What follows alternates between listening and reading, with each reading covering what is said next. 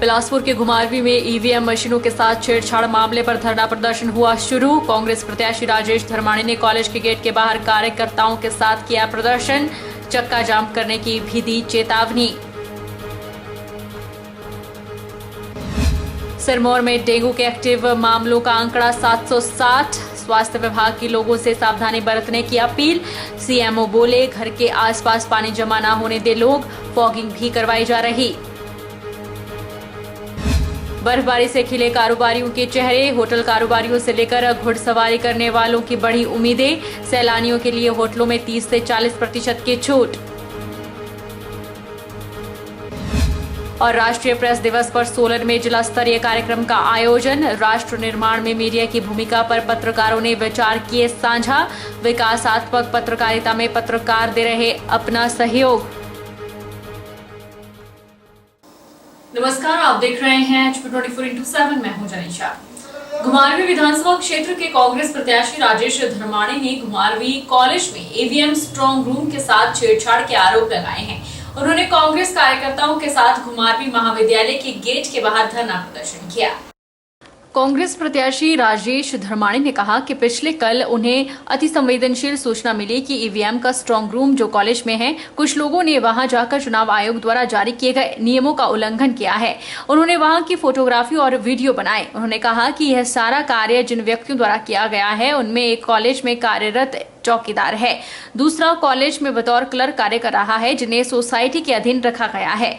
उन्होंने आरोप लगाया कि यह सारा कार्य इनके एक लीडर, जो वर्तमान में खुद को मीडिया पर्सन बताते हैं लेकिन असल में भारतीय जनता पार्टी का पदाधिकारी भी हैं, उनके कहने पर किया गया है, जिसकी शिकायत उन्होंने पिछले कल थाना घुमारवी में की थी, लेकिन उस शिकायत पर कोई कार्रवाई नहीं हुई है।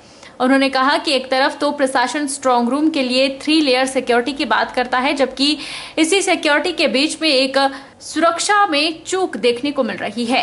उन्होंने चुनाव आयोग से मांग की है कि इस सारे मसले को गंभीरता से लिया जाए, अन्यथा राजकीय महाविद्यालय के बाहर चक्का जाम किया जाएगा, जिसकी सारी जिम्मेवारी प्रशासन की होगी। हम बैठे हैं यहाँ जो अंधा और बहरा प्रशासन है उसके खिलाफ, क्योंकि पिछले कल हमने शिकायत दी थी। कुछ लोगों ने, जो भाजपा से एक जुड़ा हुआ नेता है जो पत्रकार बनकर घूमता है, वो 5 घंटे तक ईवीएम स्ट्रांग रूम के आसपास रहा और उसने कॉलेज के एक चौकीदार को वीडियोग्राफी करने के लिए भेजा, जो आउटर जो सिक्योरिटी रिंग था उसको तोड़कर अंदर गया और दूसरे जो दूसरा सिक्योरिटी सर्कल था वहां पे उसको पकड़ा गया। हमने कहा कि इसके खिलाफ कार्रवाई की जाए।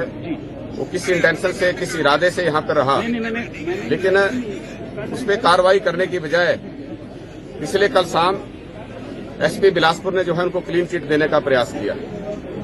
हालांकि मेरे से जो जिलाधीश बिलासपुर से बात हुई, एसपी बिलासपुर से बात हुई, उन्होंने कहा था कि इस पे हम इंक्वायरी ऑर्डर किया है और इंक्वायरी की रिपोर्ट आ जाएगी।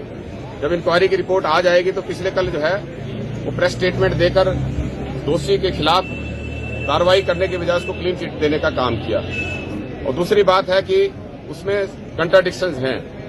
पहली बात तो है कि ये व्यक्ति जो मनीष कुमार के नाम से है, ये कोई पत्रकार नहीं है, ये भारतीय जनता पार्टी का कार्यकर्ता है और ये पूरी तरह से बीजेपी के लिए काम करता है।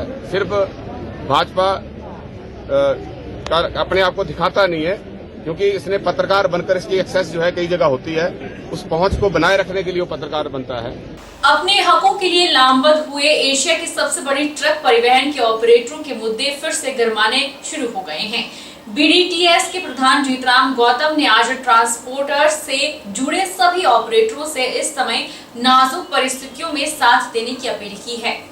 एशिया की सबसे बड़ी ट्रक परिवहन के ऑपरेटरों के मुद्दे फिर से गरमाने शुरू हो गए हैं। BDTS ने बीती शाम को ACC सीमेंट फैक्ट्री का गेट कुछ घंटे के लिए बंद कर दिया। पुलिस की मध्यस्थता के चलते गेट को खुलवाया गया। ACC द्वारा की जा रही नाममात्र डिमांड को लेकर सभा के ट्रक ऑपरेटर्स में कंपनी के खिलाफ काफी रोष है।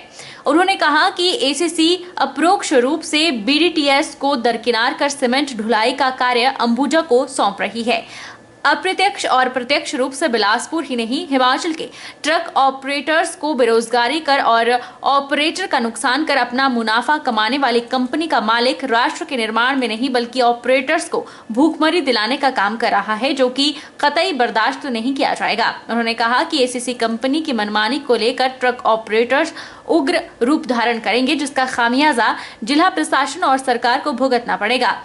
बीडीटीएस के प्रधान जीतराम गौतम ने कहा कि एसीसी प्रबंधन ने पंजाब के बंद पड़े कुछ डंप के डिमांड शुरू करना और अप्रैल महीने से मिलने वाली सालाना हाइक भी देने की बात कही थी, जो आज सब 5 पॉइंट समझौते सभी झूठ साबित हो रहे हैं। सीमेंट अनलोडिंग, उखली, धनोटू, बग्गी, हिमाचल डंप पर रिक्वायरमेंट अनुरूप ही सीमेंट डिमांड करने की बात रखी थी और आज भी गाड़ियां 3-4 दिन तक खाली नहीं हो रही है। इसके अलावा हिमाचल के लंबी दूरी के स्टेशनों की डिमांड भी नहीं दी जा रही है।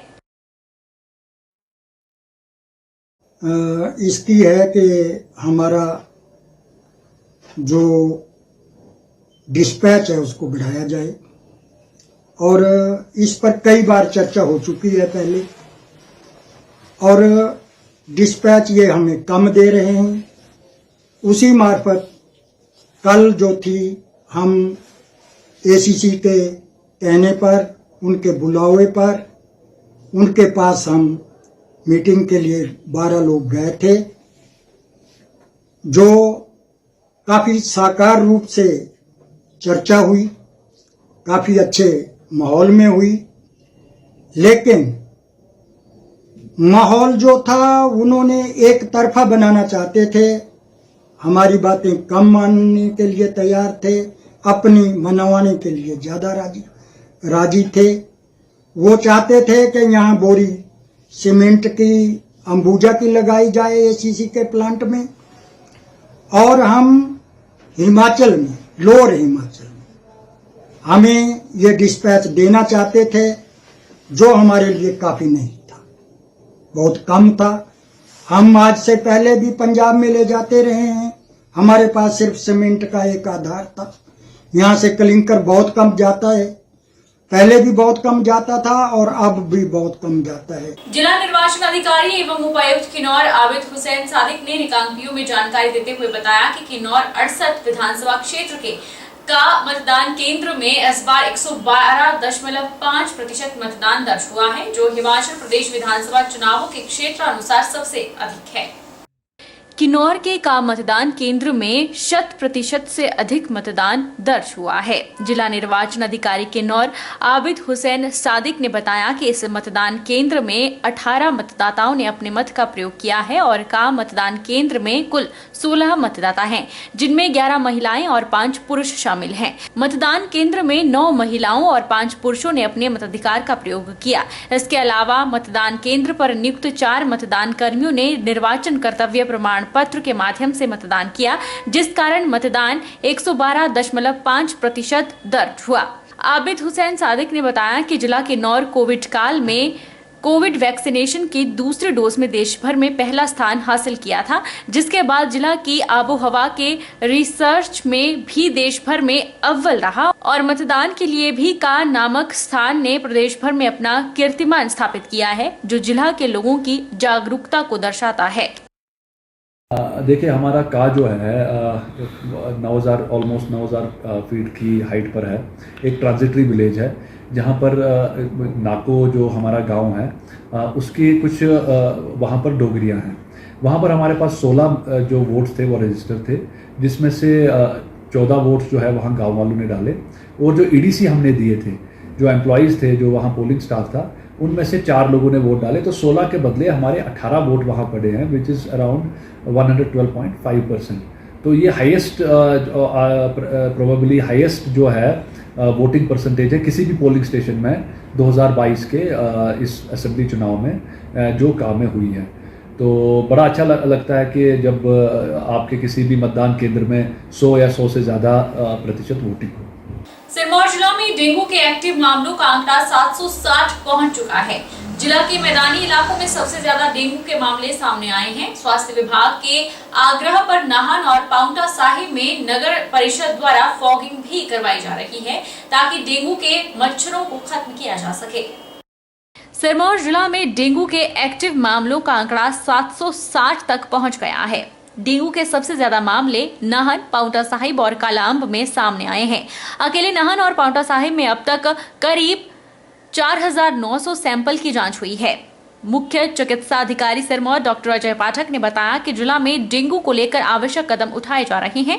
पहले बड़ी संख्या में डेंगू के मामले सामने आ रहे थे, जिसमें अब कमी दर्ज हुई है। सीएमओ ने बताया कि विभाग द्वारा लोगों को सलाह दी जा रही है कि घरों के आसपास ऐसे सामान न रखें जिनमें पानी इकट्ठा होने की संभावना हो, और अगर कहीं पानी इकट्ठा है तो ऐसे स्थानों पर अच्छे से पानी सुखाकर वहां सफाई करने की आवश्यकता रहती है। देखिए, डेंगू के लिए हमें सारे साल ही सचेत रहना पड़ेगा, तभी हम सीजन में आके इस पे कंट्रोल कर पाएंगे। ये लोगों को आदत बनानी पड़ेगी कि अपने घरों के पास कोई ऐसी चीज़ें ना रखें जिनमें पानी खड़ा हो। अगर पानी खड़ा है उसको हम साफ़ करते हैं तो केवल पानी सुखाने से काम नहीं चलेगा, उसको रगड़ रगड़ के साफ़ करना पड़ेगा, क्योंकि जो डेंगू का जो मच्छर है एडिस इजिप्टियाई, इसके जो अंडे हैं वो नीचे रह जाते हैं, और जब भी फिर बरसात और इसके लिए मौसम ठीक बैठता है तो उनमें फिर से लार्वा पैदा होते हैं और मच्छर पैदा हो जाते हैं। तो लोगों को चाहिए कि अब पानी तो कहीं भी खड़ा ना होने दें, और कूलर या कोई ऐसी चीज़ें जिनमें पानी वो रखते हैं बिना ढके हुए, उनको जब भी खाली करते हैं तो उसको रगड़ के साफ़ करें, ताकि अगर कोई डेंगू का लार्वा या अंडा वहाँ है तो वो ख़त्म हो जाए। जेबीटी टेट में बीएड धारकों को शामिल करने का जेबीटी प्रशिक्षुओं ने विरोध किया है। विरोध स्वरूप जेबीटी प्रशिक्षुओं ने आंदोलन शुरू कर दिया है। वहीं चेताया है कि जब तक इस निर्णय को बदला नहीं जाता है तब तक इसका विरोध होगा। बुधवार को जेबीटी प्रशिक्षुओं ने बिलासपुर जिला मुख्यालय पर प्रदर्शन किया, जोरदार नारेबाजी भी की। वहीं शहीद स्मारक बिलासपुर से उपायुक्त कार्यालय परिसर तक रोष रैली भी निकाली। इस दौरान यूनियन उपाध्यक्ष रतनजीत शर्मा ने कहा कि जेबीटी टेट में बीएड धारकों को शामिल किया गया है, जो कि सही निर्णय नहीं है। उन्होंने कहा कि जेबीटी प्रशिक्षुओं की बात अगर नहीं मानी जाती है तो वो और उग्र प्रदर्शन करेंगे, जिसकी जिम्मेदारी उच्च अधिकारियों की होगी। उन्होंने कहा कि जेबीटी प्रशिक्षुओं के हितों की सरेआम अनदेखी की जा रही है। जेबीटी प्रशिक्षुओं के सरकारी नौकरी लेने को लेकर सपना ही रह जाएगा। उन्होंने चेतावनी दी है कि जब तक उचित निर्णय नहीं लिया जाता है तब तक आंदोलन जारी रहेगा। डिमांड हमारी जो बीएड और जेबीटी का केस अभी सुप्रीम कोर्ट में चला हुआ है, और हाई कोर्ट में भी वो केस चला हुआ है। तो अभी 4 तारीख को एक नोटिफिकेशन आती है बोर्ड की तरफ से कि ये जो टेट का इन्होंने निकाली नोटिफिकेशन टेट का, जेबीटी टेट का, उसमें बीएड वालों को एंटर कर दिया गया है ना। तो बिना किसी नोटिफिकेशन के, सुप्रीम कोर्ट की जजमेंट के, उनको एंटर किस आधार पे किया गया, जबकि हमारा जो केस है वो अभी हाई कोर्ट में भी है और सुप्रीम कोर्ट में भी पेंडिंग है। तो आपने किस आधार पे उन्हें एंटर किया, और उनको एंटर तो किया ही, साथ में आपने आचार संहिता में टेट निकाला है ना। बिना आचार संहिता में तो कोई टेट वगैरह कुछ भी नहीं निकल सकता है, कोई सरकारी नोटिफिकेशन नहीं निकल सकती है। और मेरी सिर्फ इतनी ही मांग है, मेरी नहीं, हम सभी विद्यार्थियों की यही मांग है कि अगर आपने जेबीटी के लिए डाइट बनाई है, हमारे लिए अपने अलग है, बीएड वालों के लिए अलग है, तो बीएड वालों को हमारे कोर्स में क्यों एंटर दिया जा रहा है? कोर्स में भी नहीं, हमारे टेस्ट में क्यों एंटर किया जा रहा है? उन्हें किस बिहाफ पर एंटर किया जा रहा है? अगर उन्हें एंटर ही करना है तो हम लोगों को बंद कर दो। हम लोग क्यों पैसे खर्च करें, यहाँ आ रहे हैं, अपना टाइम वेस्ट करें 2 सालों का? हमारा तो कोई औचित्य नहीं रह जाता है फिर बीएड करने का, जेबीटी करने का। डाइट्स को बंद कर दो, फिर क्यों चलाई हुई है डाइट्स? सब बच्चे ग्रेजुएशन करें, पोस्ट ग्रेजुएशन करें, नेट क्वालिफाई करें, या फिर वो बीएड कर लें। रुकेंगे एक छोटे से ब्रेक के लिए।